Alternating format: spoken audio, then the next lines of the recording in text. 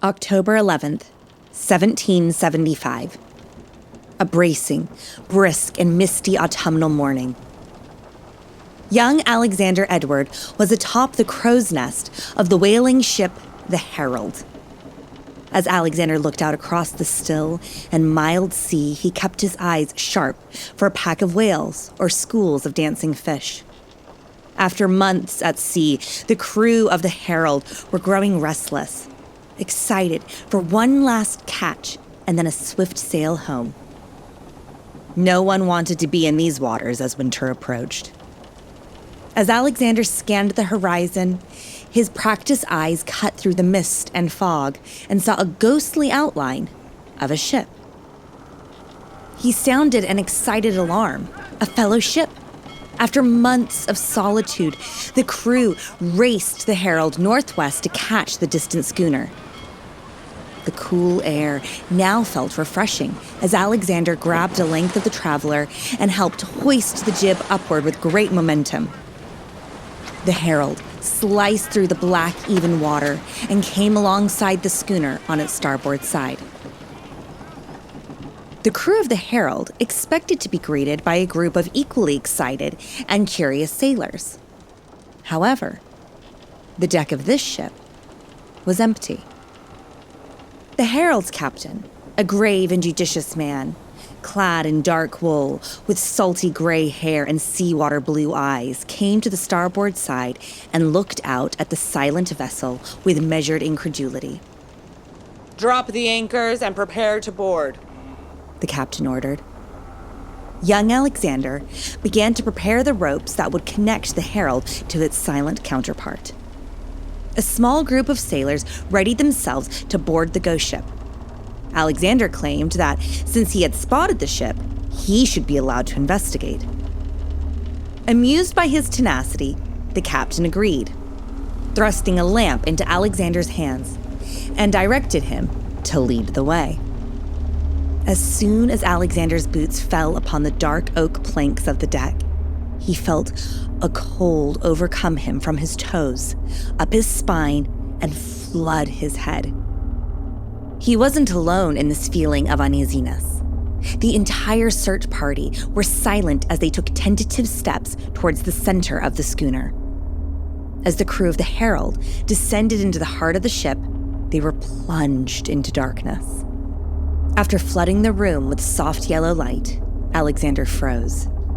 He expected to find an empty saloon, but there, in the soft glow, stood 20 or more sailors staring straight at him.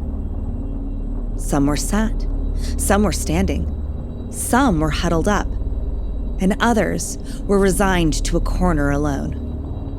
But all were perfectly still, eyes open, mouths gaping.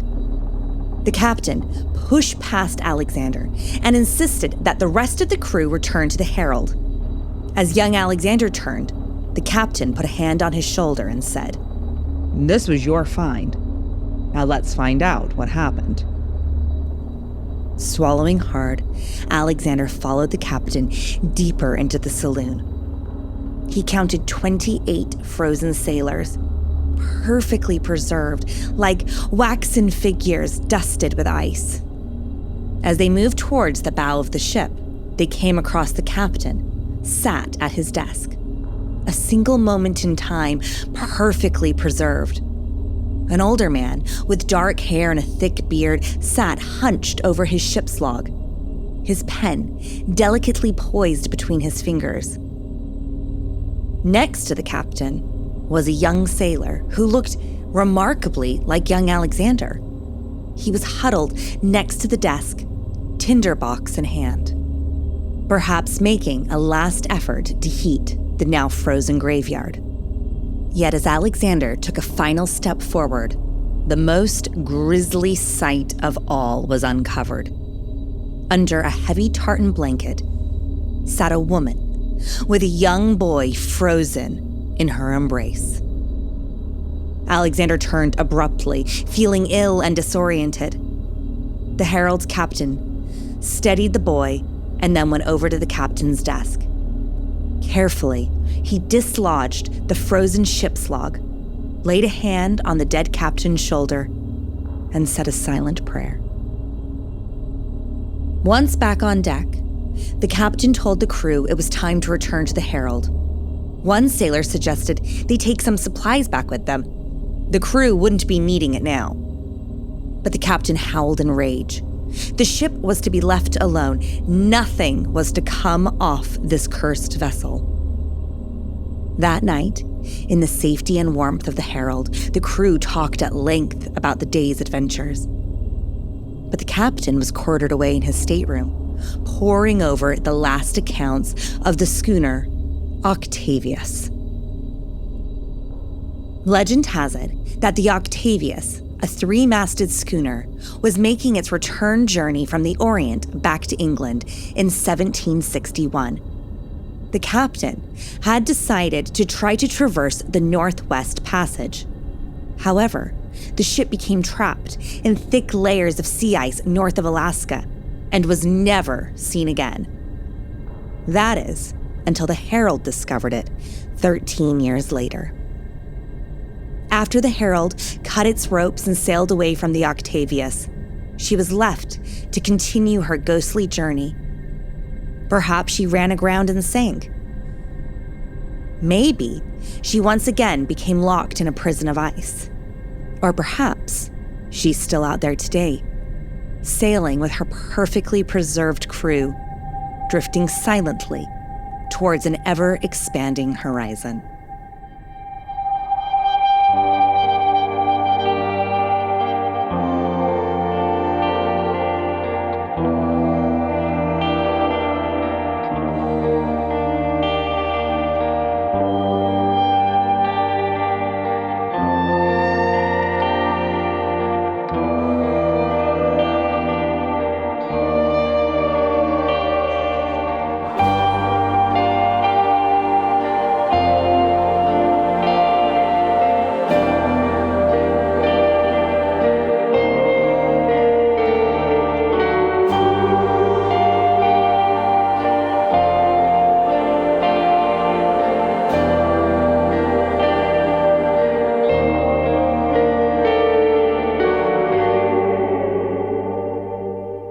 Hey friends, it's Becca.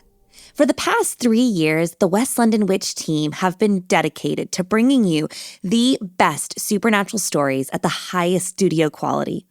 And by team, I mean me and my buddy Danny. We do this work totally for free because we love it. We're proud of our content and appreciate the wonderful interactions we get to have with storytellers and listeners just like yourself. If you're enjoying the West London Witch, maybe consider joining our Patreon. It's a way to further engage with us and show your support for two creatives. If you're in a position to spare enough each month for us to grab a cup of coffee in between edits or add to the piggy bank for a new microphone, we would love to see you in our Patreon community. But I know times are tough, so if you're not in a position to join Patreon right now, that's okay. We aren't going anywhere. Head on over to patreon.com/The West London Witch. For as little as £1, $1, €1 a month, you can gain full access to our coven, a space where we share behind-the-scenes stories, dive deeper into each episode, answer your questions, and have special little treats to thank you for sharing your love and kindness with your favorite little witch.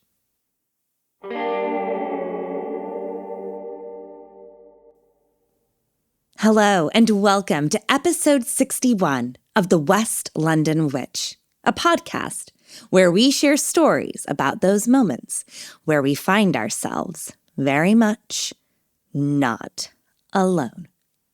As most of you longtime listeners probably know by now, I love a haunted ship. The atmosphere, the energy, the environment of ship life is so unique that when you mix ghosts into the equation, you are left with a truly fascinating situation. Today, we are heading back to my homeland, California, to a U.S. Navy ship resting in her now permanent mooring in Alameda near San Francisco. The USS Hornet was once an aircraft carrier that was famous for her extremely active role in World War II. Now decommissioned, the Hornet serves as a sea, air, and space museum, offering tours, displaying collections, and educating the public about the history of the Hornet and the U.S. Navy. Although the ship is no longer in active service, it does not mean that she is at rest. The USS Hornet is reported to be one of the most haunted ships in all of the world, still bustling with activity from former sailors, captains, and admirals. Today, Faye, the events manager of the Hornet, and fellow paranormal investigator Steve will take us through the history and haunts of the Hornet. The USS Hornet is over 893 feet long, 120 feet wide, and has a colossal displacement of over 33,100 tons. Needless to say, we have a lot of ship to explore. I'm Rebecca Strazina, and this is The West London Witch, Episode 61, A Haunting on the Hornet.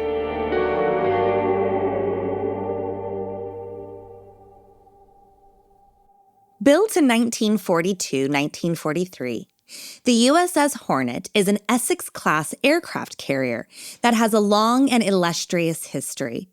She not only was an integral part in World War II, the Korean and Vietnam War, but she also played a vital role in the U.S. space program. In 1969, on a hot July afternoon, the Hornet successfully retrieved the Apollo 11 astronauts after their mission to the moon. This historic ship has been a stalwart to the U.S. Navy since its creation. But being a working vessel for so long and in such treacherous conditions means that the Hornet is no stranger to tragedy. It's said that over 300 souls have been lost aboard the ship. Of course, some of these deaths have been due to illness and injury, but some deaths have been a lot more gruesome.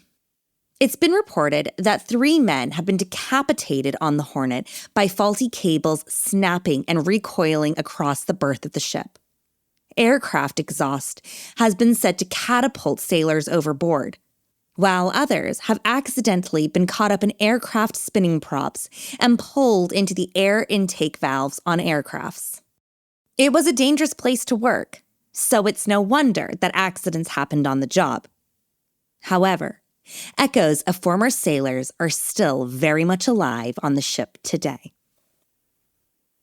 You'll hear walking around, footsteps, shuffling.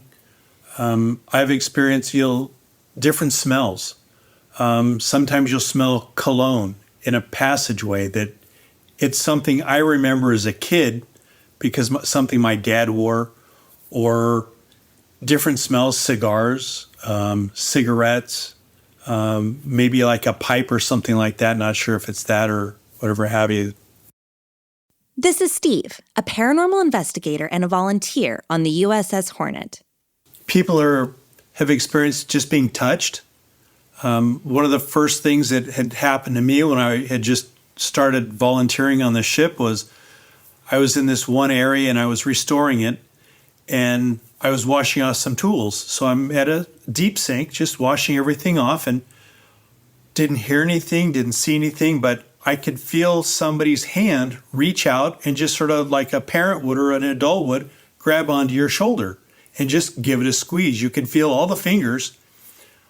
I turn around thinking it's somebody's messing with me, and there's nobody there. No sounds, no nothing. I'm looking around for somebody. They can't get through the door that I came in because if you go to open it, you're going to hear it creak and make a scratching sound because it's metal on metal. And I'm looking around, and every place I could find in there, and there's nothing in there. And that was one of the first experiences I had ever had on the ship, not knowing really that it was haunted, or that there were even spirits there for that matter. And it's kind of like, well, I guess it wasn't somebody living. Steve may have had that experience alone, But what's incredible about the Hornet is that a lot of the activity is witnessed by multiple people at one time. Like this experience that both Faye and Steve can attest to.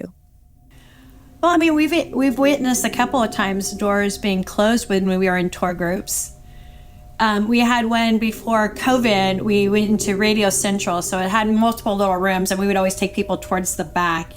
And that was the most top secret area. I mean, when it was functioning, you had to have clearance to go back there, plus a combination and key to get in that door. So the room itself, or the area, was used for communications from ship to ship.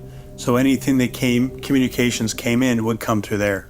So when we took the group in there, usually in the past, a lot of people would just close the door. Well, we left it open, and typically when it was in service, the door was always closed, and we left it open, and Steve was sitting on the edge of the desk that the door kind of leaned towards, or it was close to being open, and I was on the floor near that opening. And we had, a small group of people. One lady was using a phone app and stuff, and they're asking questions, and she said, "Oh, the app says close." And all of a sudden, the door just starts closing.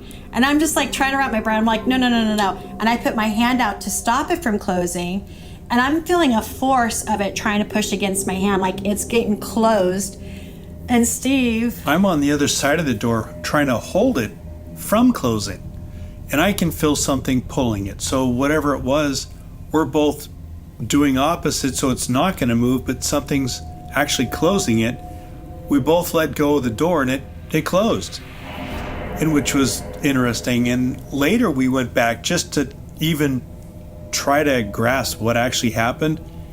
And you open the door. None of us were moving at that point, in the ship is sort of central, so there is no airflow.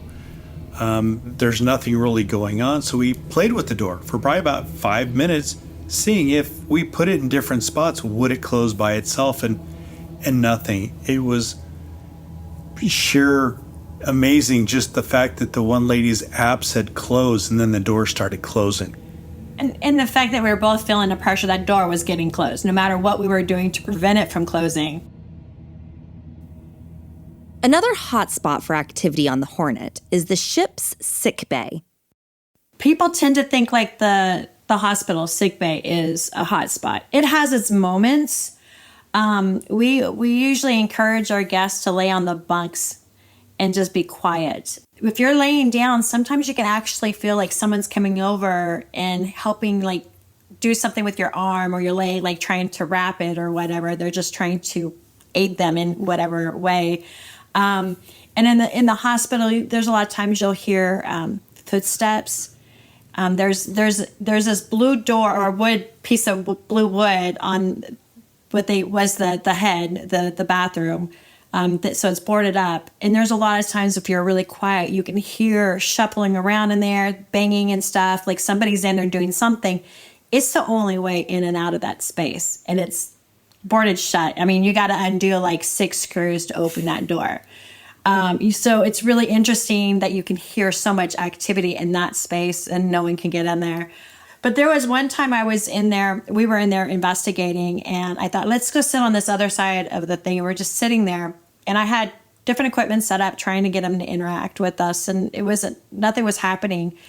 But you can see, normally there's a couple of exit red signs where you see the glow, the red in the space, and all of a sudden it just was getting blocked out by like this gray mist and stuff. And I don't know if Stephen really noticed that or anything. I mean, I was talking about why is the light kind of disappearing at the moment? And I was like trying not to show how uncomfortable I was with it, because it was slowly kind of advancing towards us.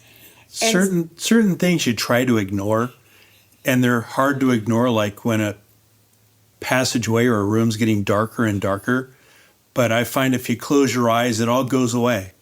And so Faye was sitting there watching all this, and I was watching it also. And you just sort of relax and just let it go, and hopefully it goes away. But this time it didn't.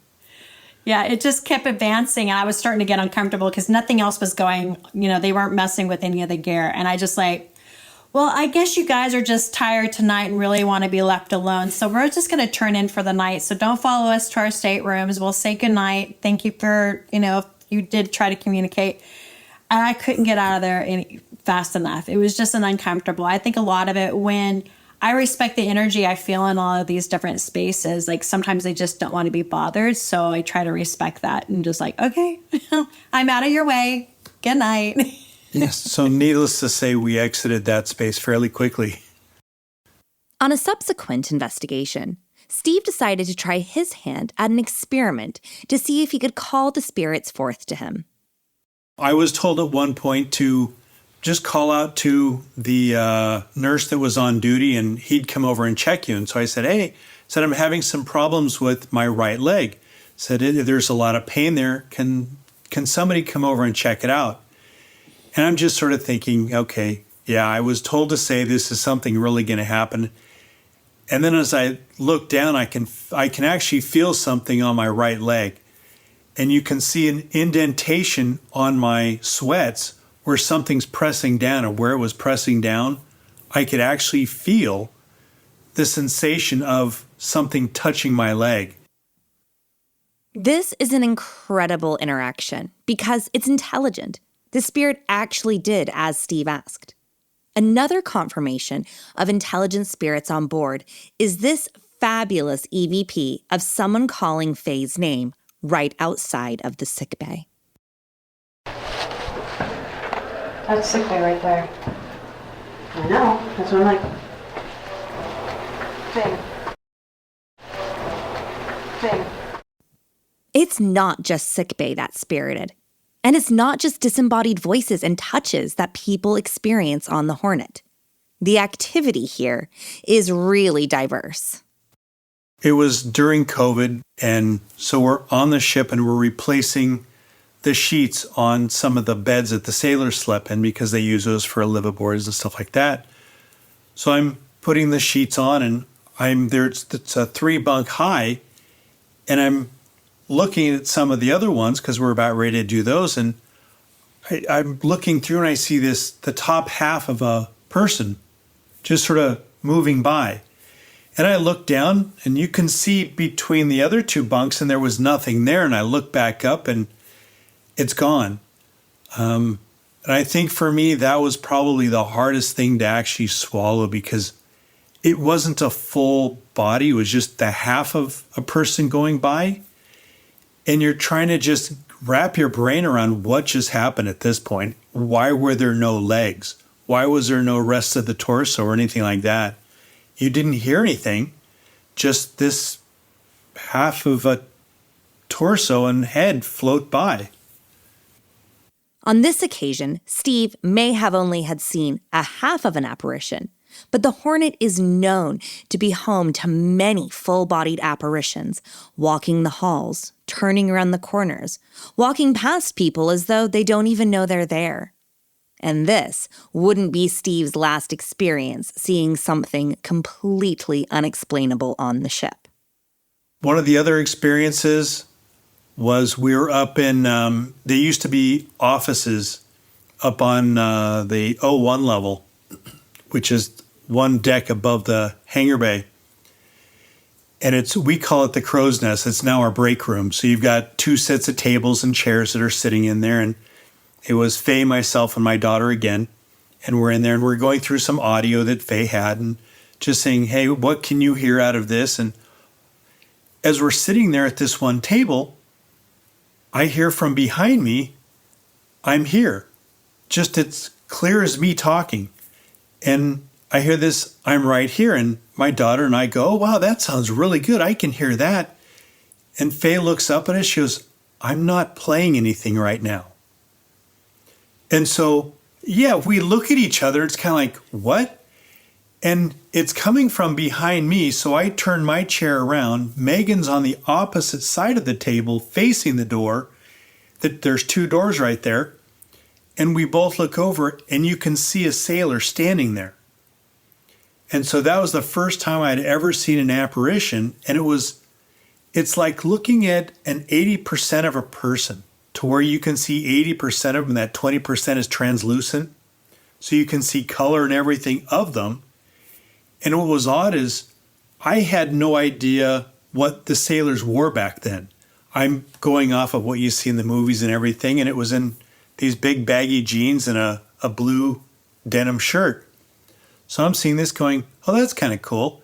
And then you realize what you just saw, and you look back again and it's gone. One of the best parts of the USS Hornet is that you can go on history mystery tours through the ship. These are guided tours with experienced docents like Faye and Steve, and they can tell you all about the history of the ship. And sometimes you get a little bit more than you paid for. We've had people that are kind of nervous and not sure what to deal with, and I'm always reassuring them how the spirits that are there are friendly. I've always explaining about they're on like spiritual protection in a way, just kind of describe whether you, when you get nervous, we always explain if you feel nervous in a way that you want to step out of that space, let us know. We'll take you out of that space because we want you to be comfortable. I wouldn't be touring people around if there was any spirits that were, not behaving in any way. So we just reassure them. We explain how it is. And obviously the one thing we always tell them when the tour is over to thank the spirits for communicating, but communication ends now and you're not allowed to go home with me. So it's just, and we explain to them when it's a ship sound, we will tell them it's a ship sound. I tell them I'd rather them not have a true experience and tell them it's a ship sound instead of having them leave and me not saying anything and then finding it out after the fact. Then it ruins the whole experience. Because things do happen. When you're right with the right group and they start to get comfortable and start to open up, they do. I've even helped skeptics turn into believers after a tour. And that's one of the best parts of the job. Because the Hornet is such an exciting place, because it's so spirited, it has actually converted some people to believing in the other side. Yeah, one of the couples that was on one of the tours, she was a big believer, and her husband had given her that as a birthday present to go on this tour. And he was good about it, didn't say much of anything, and we'd gone into this one area that we call the Gee Dunk, which originally was a concession area where you could get like popcorn, candy, you could get whatever you wanted there. So we're sitting at the smaller tables that'll seat like small 4 people with these the check tablecloths on it. And he looks up at me and he goes, "You really believe this stuff, don't you?" And I go, "Yeah." And he said, "Well, can you make me a believer?" And I go, "I can't make you believe anything." And I said, "Why don't we try this?" And we had these small boards with pendulums. And they had numbers and letters on it. And so I asked him, I said, "What do you want me to ask?" And he goes, "Ask him what my wife's middle name is." I'm going, okay, I've got no clue what that would be. So I put the pendulum on and I said, "Can you tell me what her middle name is?" And it moves to yes. So you see the pendulum just swing to the yes mark. So as it starts spelling out her name, her middle name, his eyes are getting bigger and bigger. And when it gets to the last one, he goes, oh no, I'm done with this. She goes, "This is it." Because it was her middle name and there's no way I'd know it.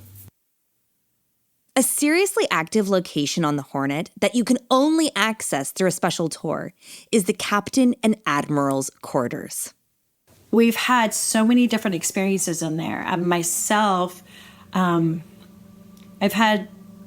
seen quite a bit when we set up our equipment, whether with our private, with our own selves as we go up there and investigate on occasion with other crew members, or when we have a touring group up there, we'll set up a lot of our equipment. The things that spirits on the ship seem to enjoy is using the flashlights. We have like some of the little light up cat toys. We have the music box that we tend to just name the creepometer because of the music that plays on it. It gets creepy in the dark. But we'll set them up. The Admiral's quarters is the conference room has this really large, table in the center of it. And it's got chairs all the way around it, but we'll set the chairs off to the side so we can look down the passageway, which goes, past the galley, and they have a battle dressing station off to the right of this passageway. And you look down there because the only light you see is just what's there in the space. It's inside the ship, so you don't have outside light coming in. So it gets pretty dark as we have the equipment set up. We'll have I like setting up the music box facing down the passageway because you can see that no one's setting it off, but it's motion activated. So occasionally that thing just starts just playing forever, like someone's just directly standing in front of it. So that tends to really get guests on a tour really kind of amped up and excited because they're looking with their flashlight, they're seeing nobody down there, and this little sucker's just going off a mile a minute. I did have one pretty cool experience that was kind of eerie in a way. We took his daughter up on a private tour, and we were up there, and his daughter and I were facing the passageway, just looking down, because you occasionally see shadow figures walking back and forth in the passageway. And that was the one thing we were watching for. And I was kind of telling her all kinds of things, and she was asking me a lot of questions. But from the battle dressing station, I kept seeing what looked like somebody was peeking out, a shadow of a figure just peeking out and putting its arms around the door frame looking out. And I'm like, is my eyes playing tricks on me? So I took my flashlight, went down there because there's electrical boxes and around the area. So I was like, is it my eyes just making those kind of distort in a way that it looks like it's somebody looking out and it's actually just, electrical boxes. But when I went down to that space, that was past what I was seeing. It was past the door. So it wasn't the motion and the image I was seeing. So we were sitting there. She was asking me questions. And all of a sudden, I saw, these hands come out from the door frame, the head peek out, and then this shadow figure just kind of scurried across the floor, like it just like melted like a cartoon or something, just scurried across the floor, and I shut up. This was obviously an incredible experience for Faye. Eerie, bizarre, and even a bit unsettling. Faye didn't say anything to Steve's daughter because it was her first investigation. She didn't want to scare her. She had never seen anything like this on the Hornet and wasn't quite sure what she had witnessed. But it only got more interesting as Steve and his daughter headed home that evening, because Faye wasn't the only one to see this shadow. We're on our way home, and my daughter goes, "Dad, when we were up in Admiral," she goes, "I saw something up there." And I go, "What did you see?" She said, "Well, I'm not quite sure what it was, but it peeked out a few times, and it was like it looking at us, and then it put its hands on the doorway and like peeked out a few times." And I said, "Okay." And I go, "Well, was that it?" And she goes, "No." And then it just like face it just scurried across the floor. And she goes, "I don't know what it was. It just was really weird." She goes, "I wasn't afraid of it, but it surprised me." And she said, "I have no idea what it was." And I go, "Well, did Faye see it?" She goes, "Oh yeah, she saw it." And I go, "Well, how do you know she saw it?" And she goes, "Well, she actually stopped talking." And Faye has a tendency to like to talk and explain stuff, which is great because it really helps stuff out. But she said you could just see this thing scurry across the floor and just disappear into the passageway behind it.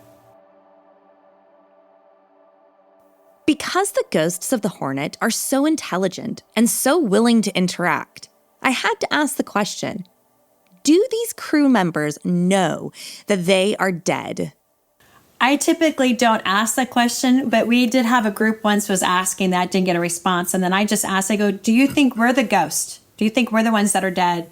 And the response was yes. It's pretty clear that the former crew are still roaming the halls of the Hornet. And Faye and Steve have a really solid theory as to why. I just feel that the ship's a happy place. And, if there's still any crew members still around, there's that brotherhood. I mean, anybody that is fighting the war. I know when my grandfather was still alive, he, with his air group, would travel all over to meet up once a year. So there's a certain brotherhood you have when you fight together. So that's what I feel a lot of it is. They're there because it's a happy place. It's part of a time that probably brought in, even though under a lot of stress and fright, there was still that love that you had for one another. But then again, we get other spirits. So I just feel the ship, it's highly decorated. It's a happy place. Everybody I've ever met just falls in love with her. I mean, the first time I stepped on board, I fell in love with the ship, and I can't explain it. I just love the ship. It's a cool museum. I mean, you've got a lot of memorabilia there, a lot of the aircraft there. Some of those aircraft types flew off of the ship, and people want to come see it. That's their excitement there. There's a lot of energy from the people that are coming, and it sort of stays. And the spirits are able to draw off of that, and some of the spirits come with the guests. Today, the USS Hornet is a National Historic Landmark and a California Historic Landmark. You can visit the museum yourself, and when you do, make sure you say hi to the ghosts for me. If you'd like to check out more of Faye and Steve's work, head on over to the Angels of Light Paranormal Society Facebook page. And then make your way over to the West London Witch Facebook and Instagram to see photos of the incredible USS Hornet.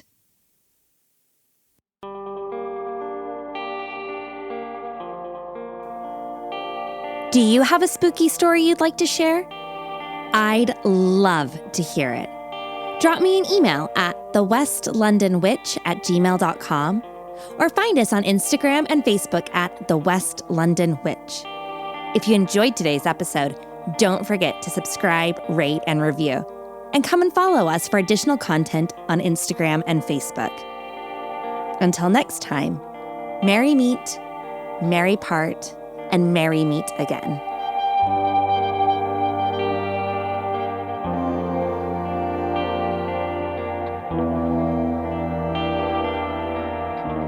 The West London Witch is created by me, Rebecca Strazina. Our sound designer and production magician is the incredible Danny Cross.